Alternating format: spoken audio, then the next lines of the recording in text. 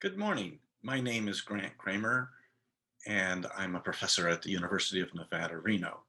Today, I would like to talk to you about the early training of your vines. I get many questions about how to train in the first or second or third years. Okay, so first I'll speak just very briefly about the single cordon system that we use at the University of Nevada, Reno. In the first year, I don't recommend that you cut your vines back or train them at this point in time. The goal here is to get the vines established before the winter comes in.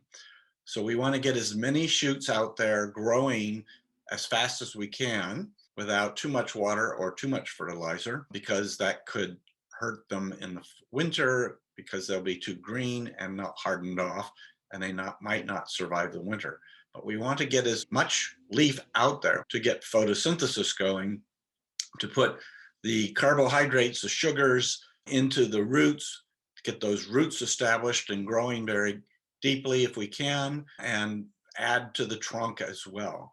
If you just train to one shoot as people recommend, this does not make sense to me, because now you're reducing your photosynthetic capacity of the vine and you won't get your vine established as quickly. So I don't recommend that you cut back your vine in the first year. In the second year, you can then begin to thin your vine or train your vine to one strong shoot. And hopefully you have a stake in the ground in which you can tie that shoot to the stake so it will grow straight up to your guide wire if you're using a cordon system. I'm going to give you some pictures here in a moment of what I mean. You're going to grow out this vine along the guide wire until it reaches the limit at the end of, before it runs into another vine. And then you're going to trim it at the end there. If you don't reach it, that's not a problem. You just continue the growth the next year. You don't want any fruit on the vine, because the fruit will take the energy away from the roots and the stem, which you're trying to get established. So you may get fruit on your vines. I would highly recommend that you remove that fruit and get your vine established in this coming year. In the third year, you're going to have a large number of shoots that you're going to be pruning back off of the cane that you laid down on the wire. From those, you will prune them to ideally 8 evenly spaced spurs, and down to each of those shoots will be pruned to 2 buds, so that you're developing a spur for the following year. Of course, again, if you have fruit, I would recommend in this third year that you remove your fruit as well, so as to get your vine better established. And this will give you better fruit quality and yields in the following fourth year. So in the second year of training, we have option 1, option 2, or option 3. Option 1, we see a single cordon, as I was talking about in the previous slide, where we've trained up this shoot and it becomes a cane in the winter as it hardens off. And then from the top of this laid down shoot on the wire, we're going to get lateral shoots growing up that we're going to train into spurs. In the second year, we could train up instead a shoot straight up, not bend it over. We're going to cut it above the wire, and then these lateral shoots below the wire will start to grow, and we can train them out to the wire as the season progresses. And again, I'll show you this in a more clear picture in the next slide. And the other third option is that you could train 2 shoots up, bending each of them in opposite directions to effectively make a bilateral cordon here. And ultimately, you're going to get lateral shoots growing off of these primary shoots, and those will become the spurs for the next season. So what do I mean by that? Here are some images of that.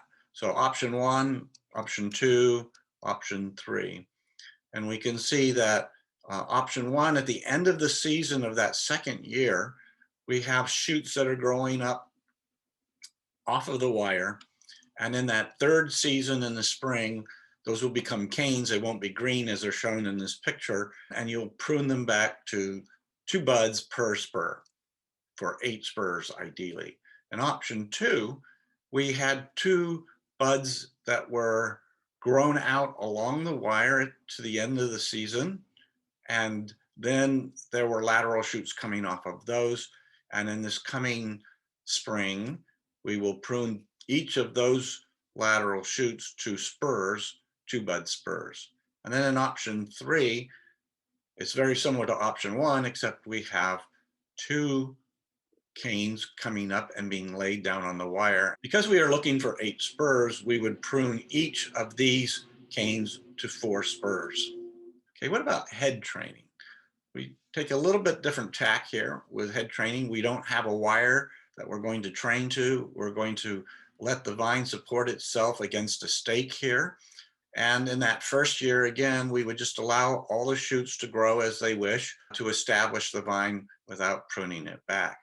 And then in the second year, we would grow a single shoot up to a point probably about 4 inches above the stake and prune it right there, make a cut, and then allow the lateral shoots to grow out.